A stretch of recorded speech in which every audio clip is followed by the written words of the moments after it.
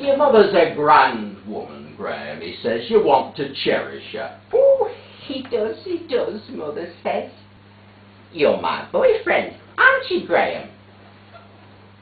And she slipped her arm through mine.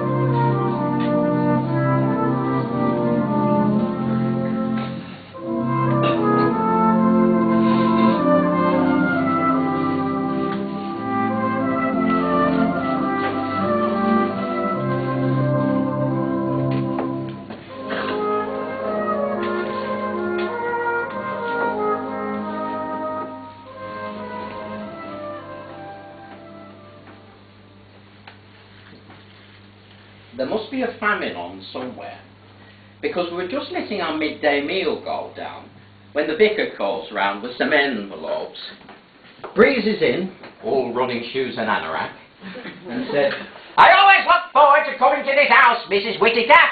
He's got the idea she's deaf, but she's not. One of the few things she isn't. Do you know why? Because you two always remind me of Jesus and his mother. Well, I've always thought Jesus was rather offhand with his mother.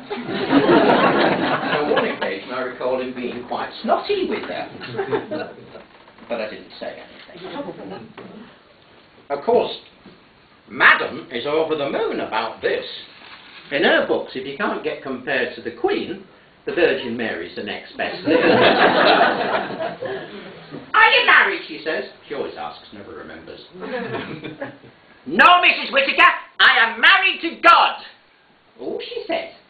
"Where did that leave you with the housekeeping?" "Well, I don't do as well as your Graham," he says. "He's got this place like a palace." "I do me what," she says. "I washed 4 pairs of stockings this morning." Well, she didn't. She put them in the bowl and then wandered off and promptly forgot. So the whole operation devolved on me. "How are you today, Mrs. Whittaker?" he says. "Oh," she says, "stiff up one side." "She had a fall yesterday," I said. "Oh, I never did," she said. "You did, Mother," I said. "You had a fall, then you ran into Mr. Turnbull." "Oh, yes, so I did," she said, and starts rooting in her handbag for a lipstick. "That's one of them anarchy things," she says. "They've gone out now. If you want to be thought of as a man about town, you want to get yourself one of them continental quilts."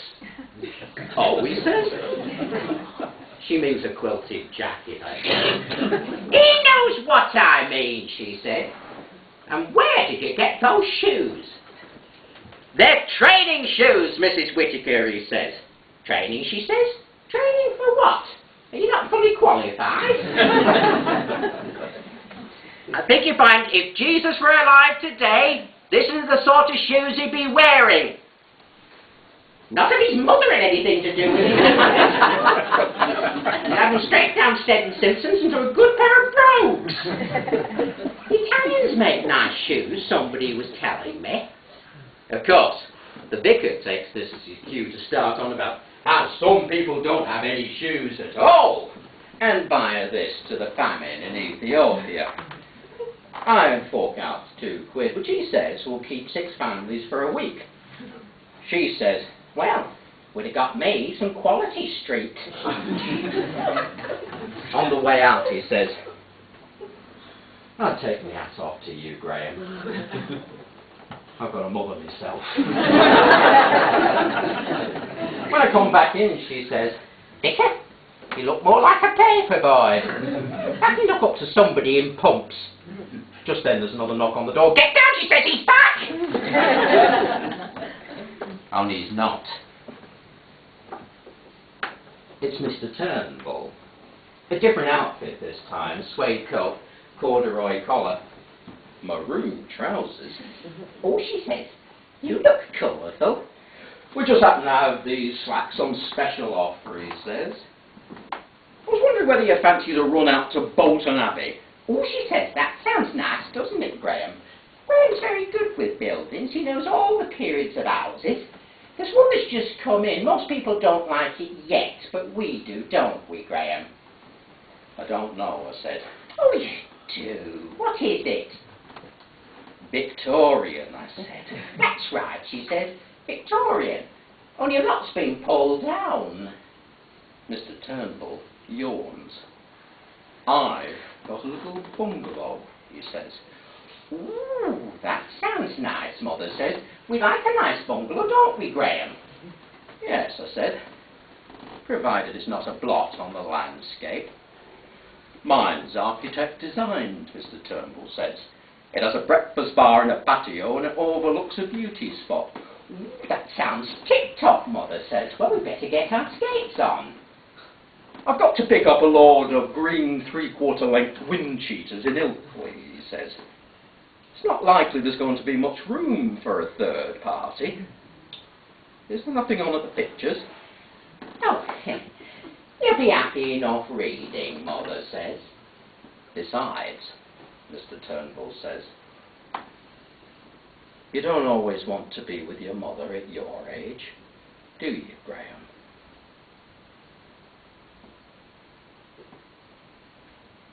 I didn't say anything.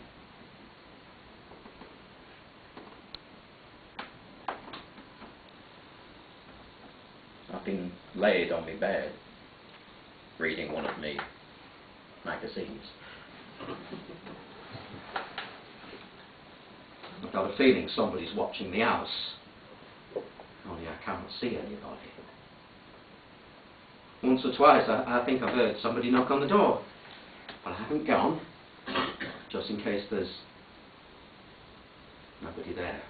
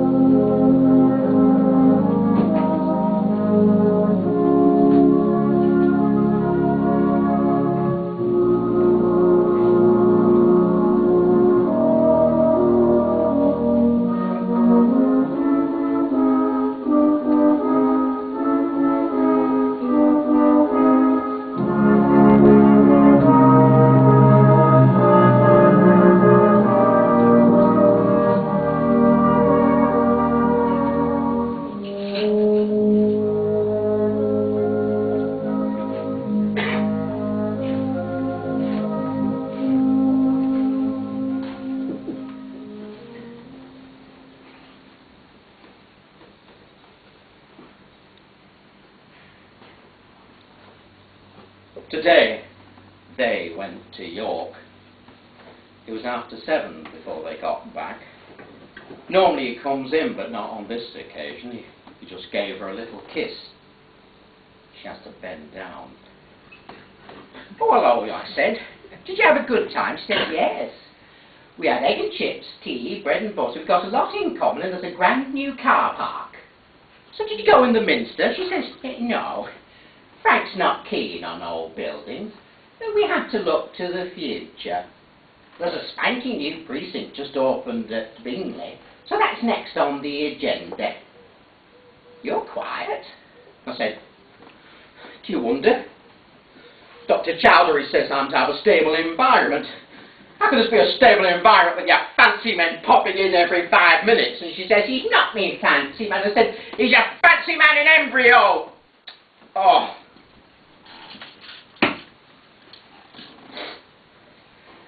She says, you know I don't know what that means.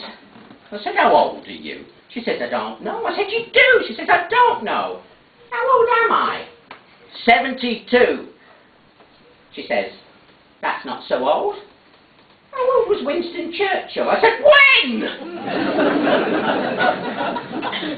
She says, you think you've got it over me, Graham Whistle. Well, I'll tell you this, my memory's better with Frank. He was telling me about the environment and the economy. He says, you got it all wrong. I said, how? And she says, but you have. Always blaming the government. Frank says it's the immigrants. I didn't say anything.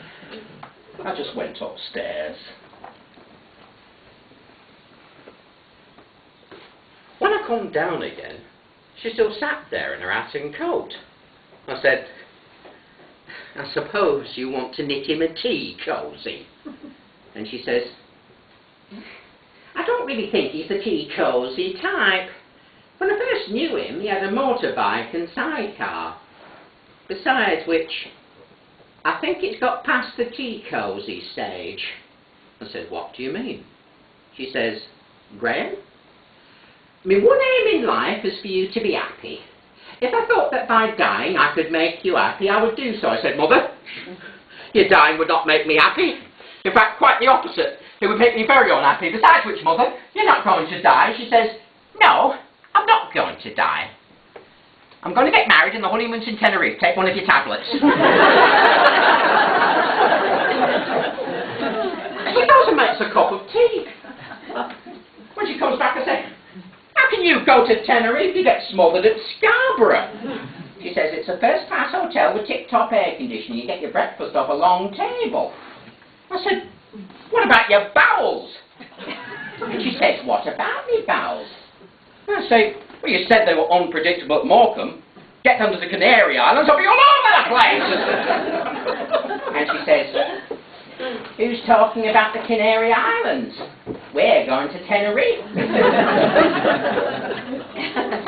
I said, what about post-Tenerife?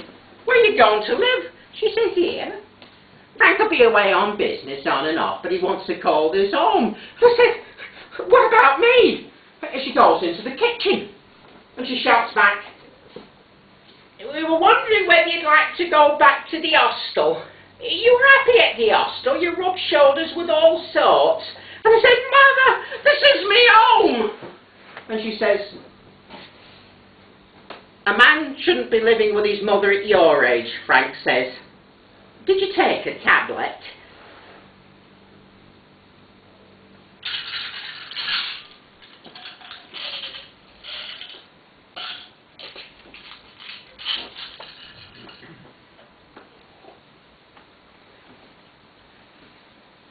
Now it's 4 in the morning and I can't sleep.